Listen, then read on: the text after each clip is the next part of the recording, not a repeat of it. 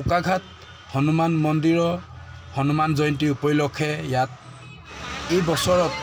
মেলা আয়োজন হৈ আছে আৰু প্ৰতি বছৰে হলে আৰু এই বছৰ এয়া 2025 বৰ্ষত বৰ্তমান মেলা আয়োজন হৈ আছে আৰু আপোনালোকক মই ৰাজীৱ বলক আসামৰ পৰা আপোনালোকক মই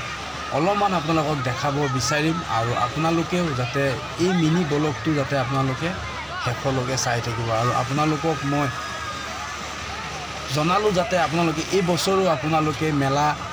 আনন্দ ল'ব পাৰিব ইয়াত আৰু প্ৰতি বছৰে হৈ থাকে মাজতে 2 বছৰমান হোৱা নাছিল আৰু এই বছৰ কিন্তু বহুত সুন্দৰভাৱে মেলা আয়োজন হৈ আছে আৰু আপোনালোকেও ইয়াত আহি আপোনালোকে মেলা আনন্দ ল'ব পাৰিব আৰু আপোনালোকক মোৰ বলকৰ মাজেদি আপোনালোকক জনালো আৰু আপোনালোকে নিশ্চয় আপোনালোকে আনন্দ ল'ব বুলি মই আশা কৰিছো আৰু যদিহে এই ভিডিওটো যদি ভাল লাগিছে আপোনালোকে লাইক শেয়াৰ কমেন্ট সকলো কৰিব আৰু মোৰ পেজটো ফলো কৰি ৰাখিব আৰু মোৰ ইউটিউব চেনেলতো আপোনালোকে ৰাজীৱ চিন্তে নামত আপোনালোকে চাবলৈ পাব আৰু তেনেকুৱা